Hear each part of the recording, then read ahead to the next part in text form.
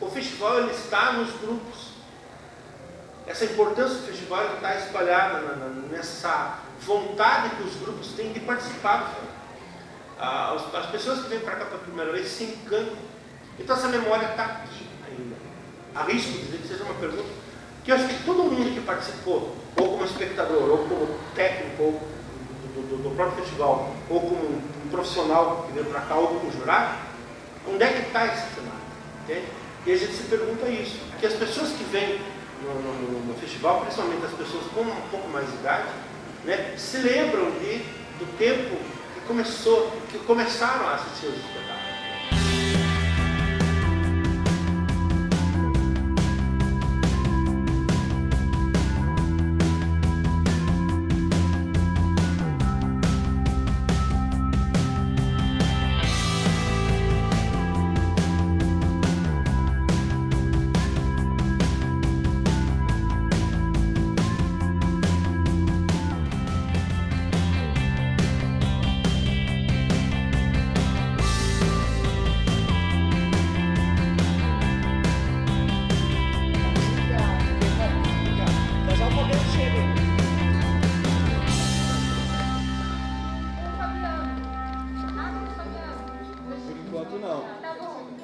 A alma do espetáculo é você fazer o clima do espetáculo e passar através de som e luz o que os atores querem dizer. Se o grupo tem um espetáculo às 14 horas, você tem que estar com a equipe aqui às 7 horas da manhã para fazer a montagem desse espetáculo. O que é som e luz? É a alma de um espetáculo, além dos atores, é claro. Mas se você assistir um espetáculo sem luz e sem iluminação, você vai ver a diferença.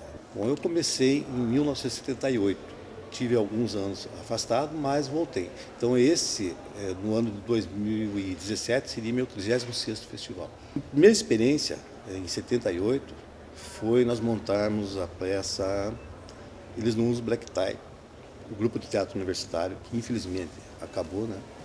E você ter que apresentar para um censor do Exército, com som, luz, cenário, tudo que a peça teria que ser apresentada à noite, você tem que apresentar para um censor, e ele sentado nessas primeiras filas aqui, com o roteiro da peça e cortando cenas, né?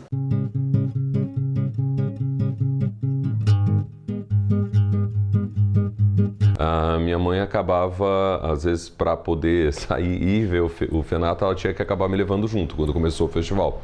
E aí eu fui com 9 anos de idade, quer dizer, eu não tinha noção absolutamente nenhuma do que eu iria ver, nem nada. E me marcou profundamente porque o primeiro espetáculo que teve, que é uma peça do Pirandello chamado 6 Personagens à Procura de um Autor, é teatro do absurdo, é o teatro surrealista. E é uma peça, assim, muito marcante, porque ela termina com uma cena de suicídio. E quando terminou a peça, o elenco, estava todo mundo aplaudindo, o elenco desceu com o cara no colo, morto, dizendo que ele realmente tinha se suicidado.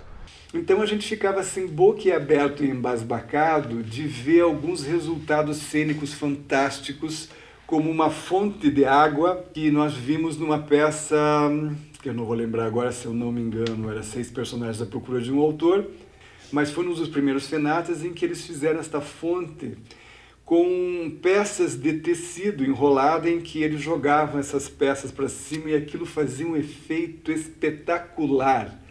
Daí a gente percebia, poxa, o ator com tecidos enrolados e desenrolados naquela época, e com movimentos, eles faziam a gente perceber e ver uma fonte que, se colocasse uma fonte, não ia ser tão bonito como aquilo que eles fizeram. Fazer teatro naquela época era muito mais complicado que hoje, e não tinha liberdade de expressão. Bem antigamente foi a peça Mãe d'Água, né? Era uma das primeiras cenas de nudez dentro do auditório da reitoria. Então, aqui tinha uma lotação de 600, 700 pessoas em 2, 3 sessões no mesmo dia. Então, teve a sessão de apresentação oficial às 21 horas, eles reapresentaram às 23 e reapresentaram no espetáculo à 1 da manhã. Então, aquilo marcou demais. É uma das primeiras cenas de nudez após censura. De lá para frente, daí eu sempre pedia para minha mãe me levar, né? Logicamente não era uma fase muito tranquila, porque era o período da ditadura militar. Então muitos espetáculos, eu lembro que a gente chegava lá no teatro, ainda a universidade fazia lá no auditório central, né? E não ia ter a peça, porque a Polícia Federal tinha proibido, a peça havia sido censurada, então não tinha os espetáculos. Tanto que uma vez a gente ia montar um espetáculo chamado A Morte do Imortal, do Lauro César Muniz, que é um espetáculo que depois deu origem, até um texto que deu origem àquela novela O Casarão, quer dizer, se virou uma novela porque não tinha nada demais, né? Mas o texto veio com tantos cortes da censura que foi impossível montar, né? Eu guardo esse texto até hoje, né, para mostrar, às vezes, para as pessoas, né, o tipo de corte, sabe? Tinha um padre no espetáculo que insinuava que queria ver uma mulher nua, alguma coisa assim, censura cortar. Então, muitas vezes, você não sabia nem de onde é que vinham esses cortes, nem por que eles existiam. Então, nós trabalhávamos, né, nesse período com todas essas dificuldades. E aos 16 eu entrei para o grupo do teatro de um grande amigo meu, que é o Fernando. Entrei no grupo dele, que era o Mergulho no Nascimento. Daí a gente apresentou 2 ou 3 peças no FENATA, que era o Qualquer Coisa, o Faz Escuro, Mas Eu Canto, e não vou lembrar qual é a terceira agora. Eu acho que foi ali por 83, 84, não lembro bem, mas foi basicamente os primeiros anos ali que a censura deixou de vir e cortar cenas, né?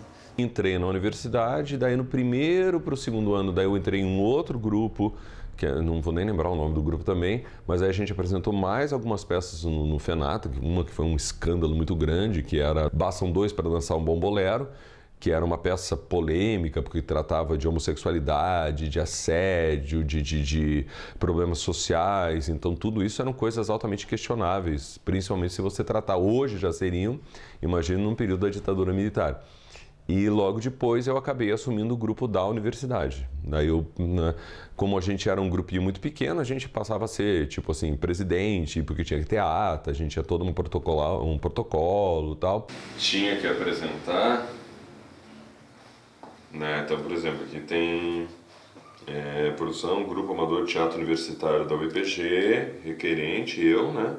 E aí o símbolo da Polícia Federal, que tinha que ter em todas as páginas. Então, qualquer página dessa, se ele lesse alguma coisa que ele não gostasse, ele colocava o carimbo de censurado aqui. Trabalhar no FENATA é você perceber a troca de experiências, né, entre os grupos de diversos locais do país.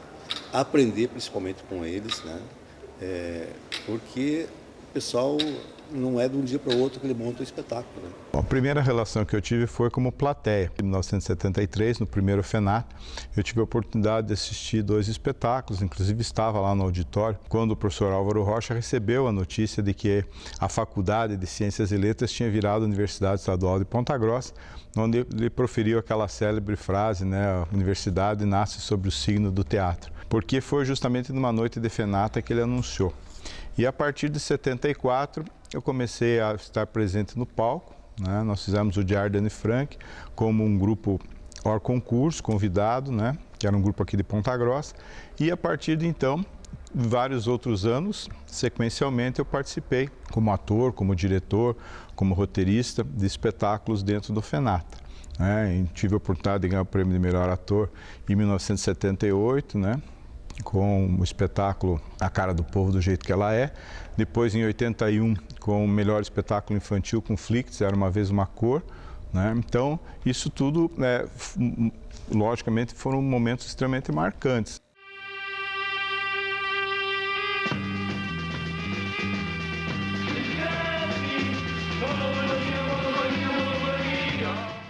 O FENATA é um grande referencial no cenário nacional.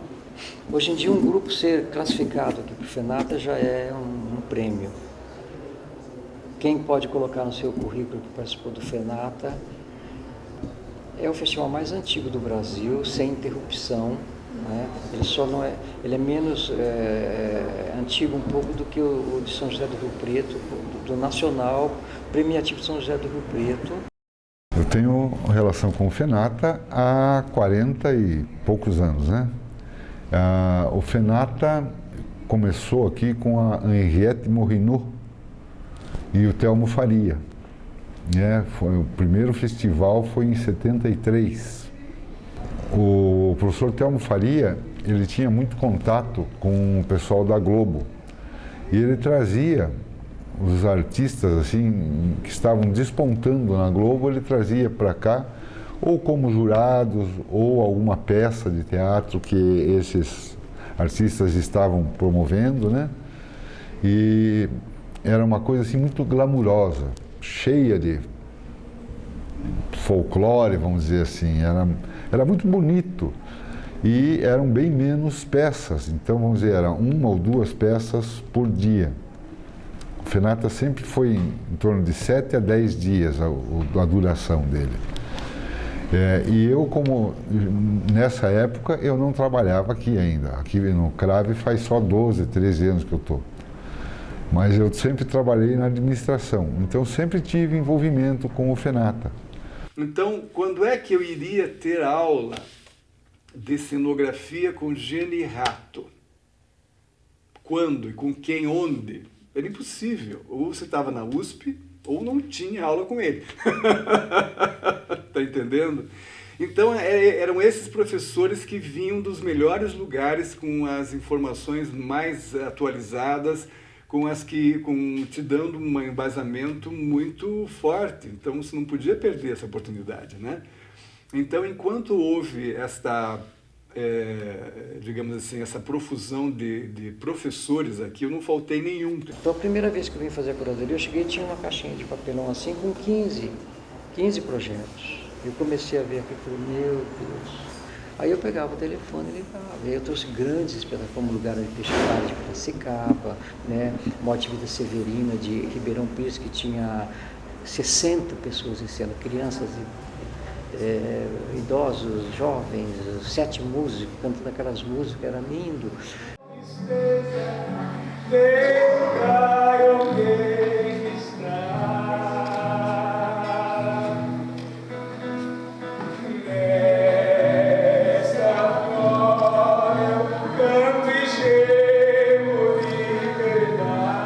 A partir de 2004, e desde 2004, todo o FENATA eu tinha uma participação como atriz.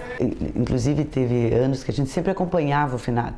Teve um ano que veio A Gota d'Água, que foram 3 horas de peça maravilhosa, que naquele tempo ficavam filas aguardando para que comportasse todas as pessoas que queriam assistir. Então formava-se filas em todo os degraus ali da universidade. E a participação dos estudantes era muito forte. Bom, a minha relação com o FENATA, até inclusive na minha vida profissional, ela efetivamente foi fundamental, né?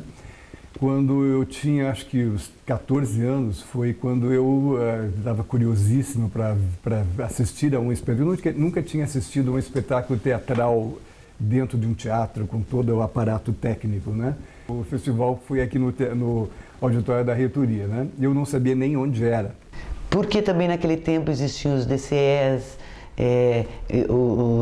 os estudantes tinham umas organizações mais efetivas dentro da própria universidade, e isso também existia uma repercussão fora da universidade. Abrindo as cortinas devagarinho e vem vindo também devagarinho, um friozinho na barriga da gente, a gente sente quando tá na hora.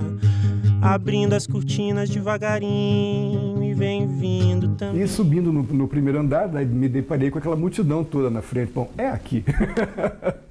E entrei para assistir o espetáculo, né? Aquela sensação assim de expectativa e tudo mais. Achamos sensacional. E, claro, a ideia depois, poxa, a gente viu aquilo, queremos fazer teatro.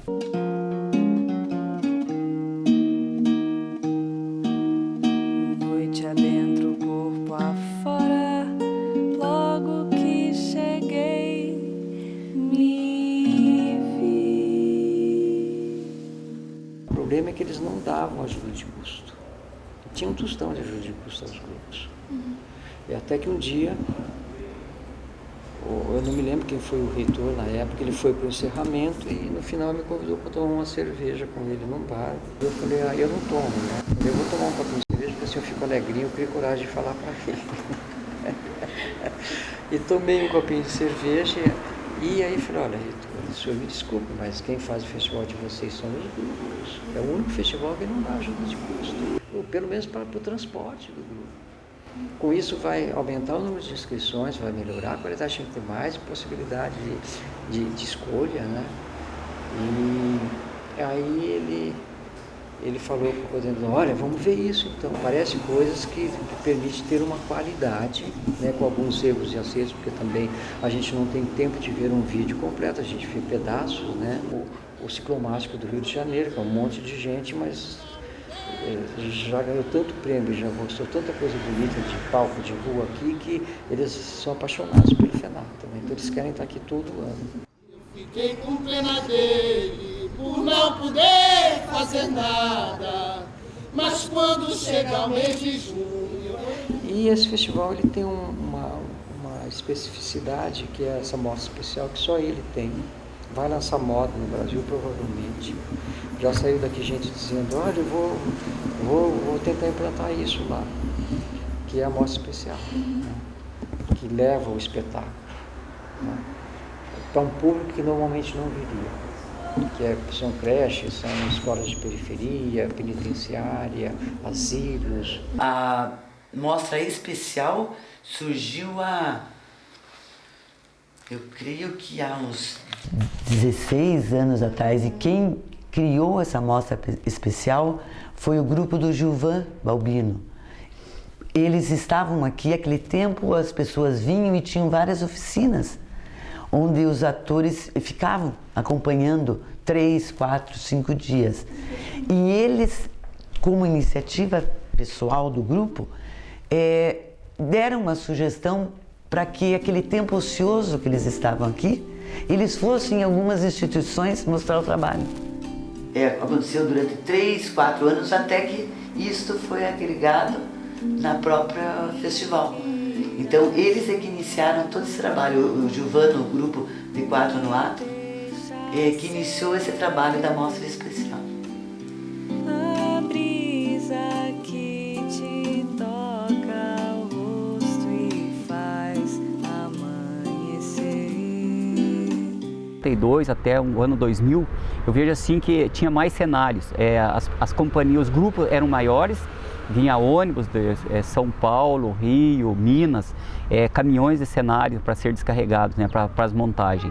Hoje, devido à corrida do dia a dia, as pessoas vêm com uma mala, panos, muita luz, essas coisas. Então mudou muito o cenário e as pessoas tinham mais tempo de ficarem juntos, debatendo, ficavam 8, 10 dias aqui em Ponta Grossa para receber os prêmios e elas não voltavam embora. Hoje não, hoje devido à corrida do dia a dia, as pessoas se apresentam e já às vezes retornam no mesmo dia para a sua cidade de origem.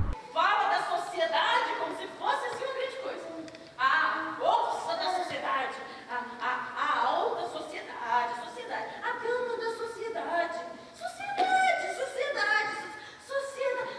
Sociedade é uma merdinha. Eu acho que o FENATA ainda mantém uma herança muito, muito bonita, sabe, dessa continuidade, dessa experiência da possibilidade de você saber que todo ano vai ter o FENATA e tudo. Ele gerou uma possibilidade durante uma fase, eu não acho que hoje ele consegue isso mais, né? Mas ele, durante uma fase, ele incentivou muita gente a fazer teatro, muita gente a ter coragem de se expor. Porque não era tão, não vou dizer que a gente foi perseguido, que a polícia bateu na minha porta, nem nada, mas era uma ousadia. Aqui da gente se maquiando. Todos os atos da minha vida me deu camarim. Tão grande no improviso, eu sou teu. Essa que, como falei, que a gente fazia sem necessariamente parecer que era uma mulher. Acharam lindo e de tanto que esquecemos das falas. Formou-se um grupo de pessoas muito interessadas ou preocupadas que evoluíram demais. Para mim, o teatro foi tudo. Nós chegamos a ter alguns anos do grupo de teatro, nós ensaiávamos todo domingo, né? Nunca vou esquecer, eu tinha a chave da universidade, eu tinha a chave da porta da universidade, da porta do teatro, para poder entrar nos domingos para ensaiar. Nós passávamos o nosso domingo inteiro fazendo laboratórios, lendo Konstantin Stanislavski, estudando teatro. Quer dizer, você não vê mais isso. Grande na barriga, a gente sente quando tá na hora de entrar, de falar, de ficar quieto, e as luzes também. No meio do palco era eu parado e a plateia em prantos, e do mais quadrado dos engravatados. Eu acho que a UEPG ainda está muito aquém do tamanho do FENATA. E ouso dizer que o FENATA, eu acho que ele tomou uma proporção até maior que a própria universidade. Né? Eu arrisco dizer isso. Né? Claro, a universidade cresceu bastante nesse longo. É uma grande universidade, uma das mais importantes do Brasil, mas o FENATA eu acho que é maior. A importância do FENATA para a cidade de Ponta Grossa é imensa. Mas eu tenho para mim que a própria universidade ainda não se tocou disso. A partir do ano 2000, se não me falha a memória, o FENATA ele mudou de casa. Ele saiu daqui desse auditório, que aliás, praticamente toda a história do FENATA, a fama do FENATA está aqui nesse auditório da reitoria. Ele foi para um espaço maior, mais central, com mais acesso. Isso realmente refletiu num número muito grande de público, e um público que se manteve de lá para cá. Já são 17 anos que isso aconteceu, né? Então, assim, é um tempo expressivo dentro da própria história, do próprio tempo de história do FENATA, né? Agora, falar em sintonia do FENATA com a cidade, eu lamento muito ainda que essa sintonia só ocorra durante 10 dias do mês de novembro. É uma pena porque é um espaço muito bom, né? Um espaço grande, uma ótima caixa cênica e carregado de mística. Não somente pelo FENATA, como pelo FUC, por eventos que nortearam a produção cultural na UEPG nos anos 80 e 90 e comecinho nos anos 2000. Então, isso vale sempre a pena salientar. Então, eu acompanhei, né, todos esses anos que aconteceu no auditório da reitoria, mesmo durante os anos em que estive fora de Ponta Grossa. Eu fazia questão de estar em Ponta Grossa na época do FENATA.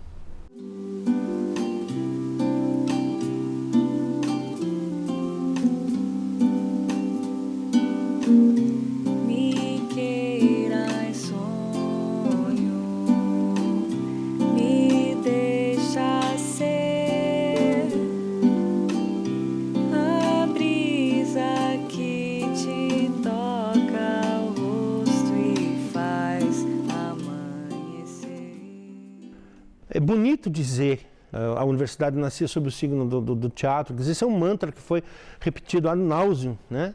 E não, sinceramente, ainda não refletiu totalmente, entendeu? Ok, então todos alegam, a organização alega questões de aporte financeiro, todo ano é a mesma ladainha, estamos numa crise, ok, mas assim, já são mais de 40 anos, vamos para 44 anos, né? De 73 a 2017, 44 anos, 45ª edição, né? Tivemos sempre grupos que marcaram a história do festival, do Rio Grande ao Grande Rio, né? Como diria Hermes Macedo, mas grupos também do Nordeste, grupos do Norte do Brasil, do Centro-Oeste, que sempre surpreendiam, né? Grupos que você nunca tinha ouvido falar e que traziam um trabalho diferenciado. Então vale sempre a pena dizer sobre a multiplicidade de locais representados dentro do FENATA, e assim, que a cada ano você tinha um grupo diferente que ganhava o FENATA. Então não tinha aquele processo de continuidade. Por quê? Aí acho que é o ponto negativo, né? O FENATA, Festival Nacional de Teatro Amador. Amador não é ruim, amador não é menor. Pelo contrário, essa palavra ela tem sua etimologia calcada numa coisa que é o amor. Eu acho que o FENATA tem uma coisa que é bacana, porque eu vejo que a cidade, as pessoas, elas têm um carinho pelo festival, sabe? Que às vezes você não vê isso em outros festivais. São os festivais, acho que um pouco mais comerciais e tal. Acho que o FENATA mantém ainda uma estrutura artesanal que faz com que as pessoas... Eu vejo que tem muitos jovens envolvidos com o festival e muito apaixonados. Eu acho que essa paixão se mantém aqui no FENATA, essa paixão pelo teatro. E aposta sim! Ganhou! Mais dois! Dizem que ele anda pelo mundo até hoje. Aprontando e dando golpes nos que tentam enganá-lo, moleque. Oxe, e a história é só isso? É só isso. Tem mais nada não? Tem mais nada não. E por quê? Eu não sei. Eu só sei que foi assim. Ai, senhor. né? E acho que isso é muito bonito. Tem alguns festivais que a gente vai, tem uma estrutura fantástica, mas tem um certo distanciamento. A plateia vai só para assistir o espetáculo. Eu não vejo um envolvimento, por exemplo, a gente está vindo aqui hoje, tem pessoas que acompanham a nossa carreira. Então a gente já tem uma carreira aqui no FENATA, então as pessoas acompanham, isso é muito bonito, que em outros festivais talvez não seja possível. Eu acho que isso é muito... E além dos debates, né, desses encontros, que são trocas teatrais, que são fundamentais para o processo artístico, né? A partir do FENATA se criou público, a partir do FENATA os espaços foram se adequando melhor às necessidades dos espetáculos. A partir dessa adequação melhor, outros espetáculos puderam vir à cidade em outros momentos, né? E então o FENATA teve uma participação fundamental nesse desenvolvimento. Ele já tornou-se uma tradição brasileira, né? Ele é o festival mais antigo do Brasil e para nós, assim, a gente acompanhou vários movimentos dele, movimentos de resistência. É muito difícil vir de Goiânia para cá, vocês não têm dimensão, porque é longe, é uma logística enlouquecedora, o elenco é muito grande, né? Enfim, estrada, chuva, o cachê, é tudo pouco, enfim, mas a gente vem. Toma esse velho e me dá um pão. Bicho complicado, viu? O fato dele ter saído do espaço da universidade, em que as pessoas faziam de tudo para conversar com o professor, para tentar sair mais cedo de uma aula, para assistir a um espetáculo, né? Os professores mesmo dispensavam suas turmas, porque os professores queriam assistir aos espetáculos. Não marcavam provas, não marcavam trabalhos para os dias do FENATA, porque sabiam que aqueles dias eram sacrossantos. Eu acho muito legal aqui em Ponta Grossa, pelo menos todas as vezes que a gente veio, que a cidade respira mais esse festival. Sempre tinha foguetório.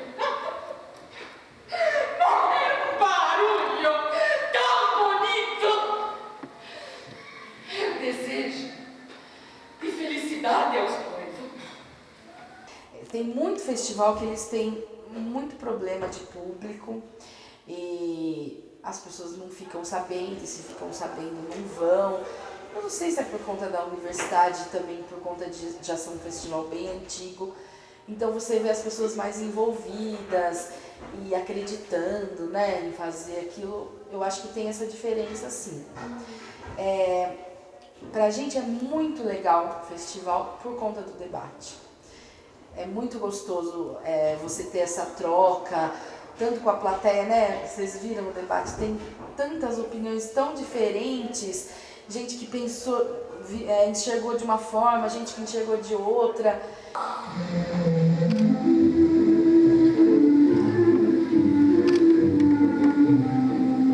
Tem história. Tem história aqui. A última puxada.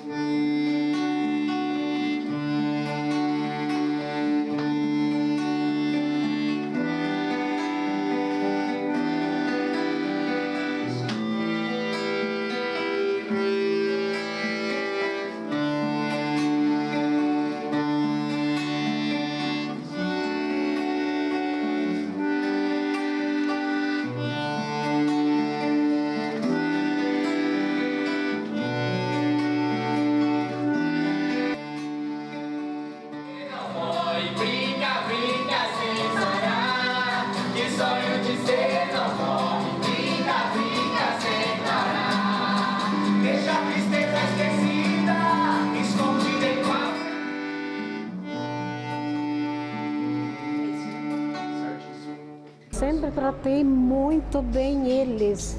O pessoal do Nordeste não gosta de carne, eles comem ovo. E eu falei, eu não vou ter preguiça de fritar o ovo para vocês. A gente vai fritar, fazer um mexidinho, tia. Ai, que saudade! Mexidinho. E eu dizia, o que vocês querem com esse mexidinho? É o ovo. Eu falei, não tem problema. O Chiquinho se enganou, não é eu. É a Marlene. Marlene tinha contato direto com eles, sabe? Com todos. Ela sabia o nome deles.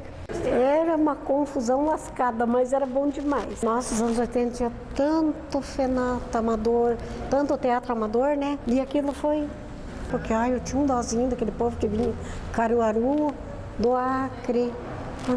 Agora vem de Goiânia, São Paulo, né? Às vezes os motoristas, a gente ficava o dia todo trabalhando até 1h da manhã. A gente ia porque tem que esperar eles terminar a última peça para eles virem jantar. Às vezes era 2h da manhã, eles estavam jantando, a gente ia correndo com a Kombi embora. Aí, 4h da manhã estava aqui todo o grupo. Isso foi anos e anos. O grupo Tenorino, é um grupo do Acre, que é do Dinho. Eles vieram muitos anos aqui em Ponta Grossa e aí eles precisavam que eu improvisasse um carrinho para eles. E eu tive o prazer de fazer esse carrinho na nossa marcenaria aqui em Ponta Grossa, lá no campus. E eles brincaram a tarde toda com esse carrinho. E na apresentação da peça ela acabou quebrando, esse carrinho quebrou uma roda. E o Dinho e o pessoal dele fizeram um improviso e foi muito legal. E eles acabaram tirando em primeiro lugar através desse improviso. Então são coisas que marcam, né, para sempre na memória da gente, né. Então são as pessoas que já faz aí mais de 15 anos que a gente não se vê. E eu lembro sempre nas manhãs, a mulher dele gostava muito de queijo branco, então todas as manhãs, antes do café deles, eu saía comprar um queijo para ela. E sempre aquela sobra ficava para mim. 400 pão, a gente tinha que já chegar às 4h da manhã, fazer aqueles panelão que dá para você ver de lá, né? O improviso que eles fazem, você acaba vivendo junto dentro daquela peça, sabe? Porque a gente acaba assistindo os ensaios, de tanto que a gente convive esses dias que eles estão aqui juntos, que a gente acaba entendendo tudo aquilo que vai acontecer, né? E apesar que tem muitas coisas que são surpresas, que nem eles mesmos revelam, você só vai saber na hora da apresentação.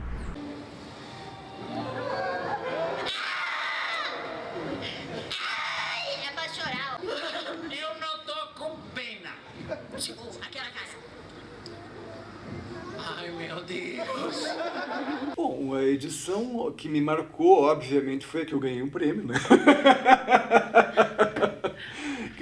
que foi a edição, agora não vou lembrar qual a edição exatamente, mas foi em 81 ou 2, deve ter sido por aí, em que nós montamos o Bastam 2 para dançar um bom bolero, do Roberto Bordim, e eu ganhei o prêmio de melhor cenógrafo. Após acontecer as peças do Fenata, o pessoal ia para o Dante Alighieri, comemorava-se, inclusive a gente cantava muitas músicas. Nessa época existiam algumas músicas pelas quais não se podia estar cantando publicamente, e ali era um momento em que as pessoas realmente aproveitavam toda essa energia do Fenata para continuar essa questão da cultura, da transformação, da mudança, tanto pessoal como política mesmo.